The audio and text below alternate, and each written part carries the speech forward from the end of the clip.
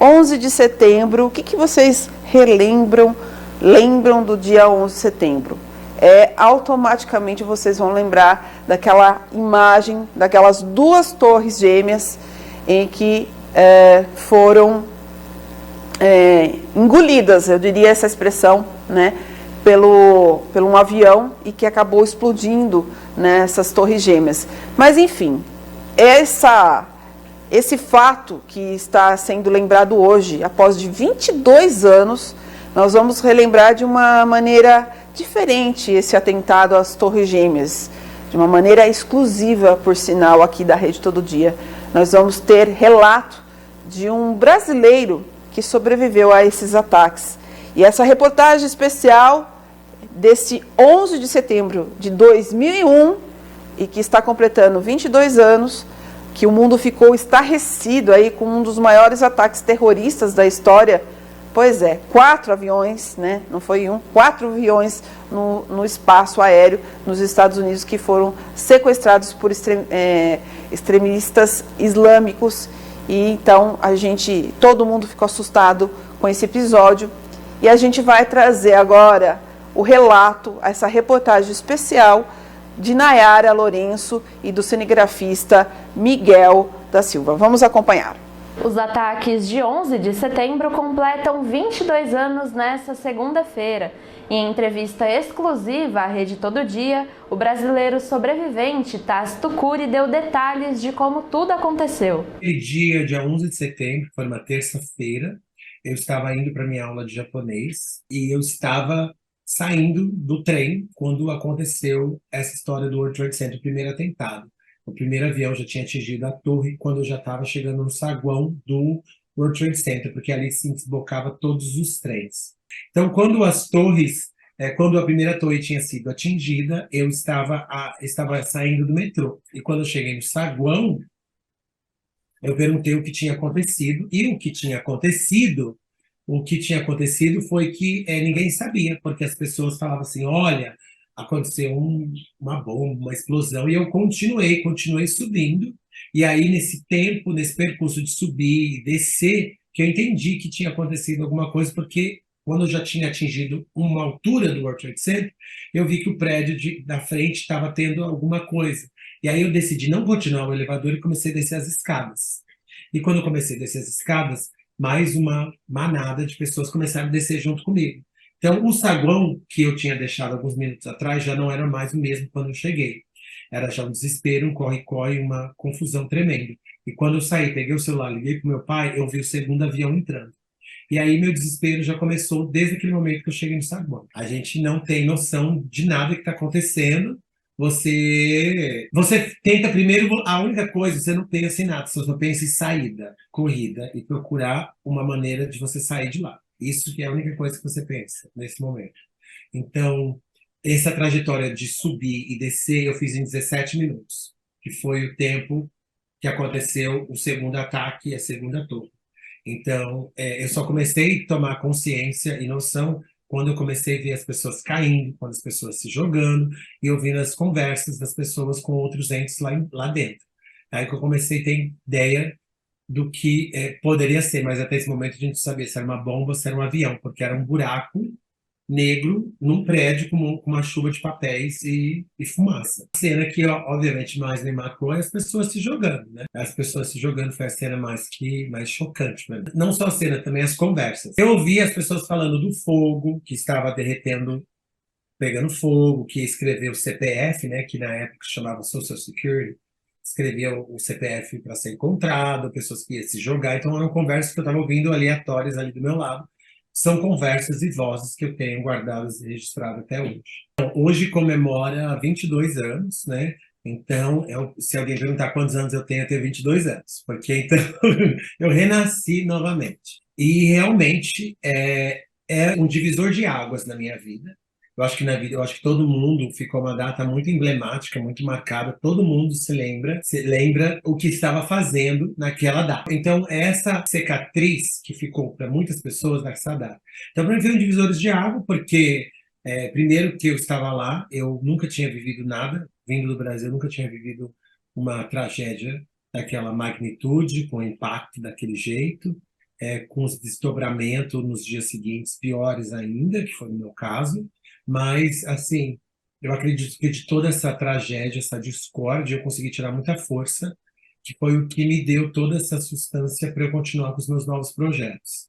Assim, foi um recomeço da minha vida ali no dia 11 de setembro. Então, para mim, o 11 de setembro significa um recomeço, um novo recomeço para mim. Então, começou já desde o... foi aí que a gente começou a ouvir mais, de uma maneira mais aberrante, o termo xenofobia. Xenofobia não só dos muçulmanos, dos árabes, mas senão de qualquer ser que não fosse americano. Foi aí que a gente ouviu uma nova definições das leis,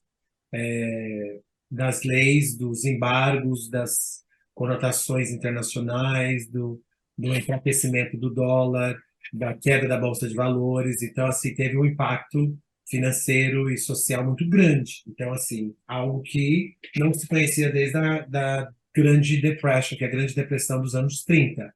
Então, assim, é um impacto. Eu acho que a única coisa parecida que eu vivi, obviamente, foi só isso e a pandemia. Mas o World Trade Center foi, sim, de fato, muito forte, né? E aí depois eu montei um projeto muito interessante. Esse projeto que eu fui para os Estados Unidos muito novo em busca da oportunidade, e o americano estendeu a mão para mim. E aí eu estendo a mão novamente de volta para ele, com um projeto aonde você se forma em professor de inglês, somente tendo a sua fluência na língua. E você tem que fazer um trabalho voluntariado para ajudar as pessoas. E aí eu te dou um certificado, que com esse certificado você consegue emprego em qualquer lugar do mundo. É um projeto que eu tenho até hoje já há mais de 60 países. E esse projeto rodando, e aí eu comecei viajando. E aí uma dessas boas viagens da vida, eu estava no tsunami, se é esse que você está procurando. O tsunami na Tailândia, em 6 de dezembro de 2004, que também foi uma loucura, né? Porque eu vi crianças boiando, eu vi vidas perdidas, milhares, centenas, e eu fui para ir de férias e de repente me encontro num lugar que eu tenho que ir, ser a pessoa, o ator daquela situação e ajudar as pessoas. Eu não voltei, eu decidi tomar todas as minhas vacinas, fiquei lá e prestei um serviço para a Cruz Vermelha. E aí fez com que eu trouxesse voluntariado para dentro do meu projeto, pela minha experiência que eu tive na Tailândia. E aí a gente começa a refletir, ter outros motes na vida, né? Entender mais um pouco da sua existência, por quê e isso, e ter certeza que a sua passagem não pode ser em vão, que você tem um legado e um compromisso aqui. Porque se você tem uma, duas, três chances, é que você realmente tem que fazer jus a tudo isso que está acontecendo na sua vida. Então, de uma tragédia, eu tenho que olhar para o lado positivo, por mais negativo que seja. A vida, ela, muitas coisas, ela tem um branco e preto e tem um cinza, não tem um meio termo. E aí eu não procuro meio termo nessas tragédias, eu tento realmente saber, falar assim, olha, isso vai me instigar uma outra visão, uma outra questão.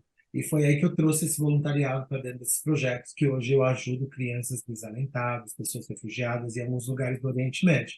Então, essas tragédias, elas foram iniciativas, me incentivou a criar outras coisas para reverter isso no bem. Essa dor e essa coisa triste que aconteceu comigo. E, para piorar,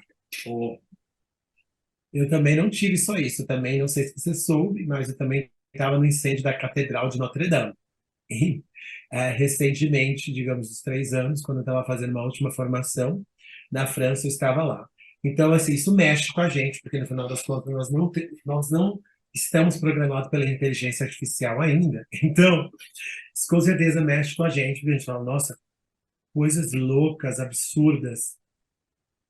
Mas, aquela história, eu tento procurar mesmo, né, eu procurar um lado positivo, falar, olha, eu tenho um motivo para tudo isso na minha vida.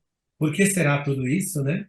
E eu tento ver um lado positivo, falar, ó, isso é por esse motivo, bora lá ver um lado positivo disso, vamos fazer o nosso melhor. E é isso. Que a Torre Gêmea foi o mais forte porque eu dei aula para um dos terroristas, né? De inglês, um dos terroristas foi o meu aluno de inglês naquela época. Então isso aqui parece que a gente sente um pouquinho da culpa, porque eu não vi, né? Aquela coisa toda, você carrega um pouco disso. Do tsunami foi mais o susto, o choque, né? Porque e acontecer uma coisa dessa magnitude, você não está esperando, né? Na verdade, você não espera nada disso, mas são coisas assim, você para e pensa, olha só, foi implosão, água e fogo, né?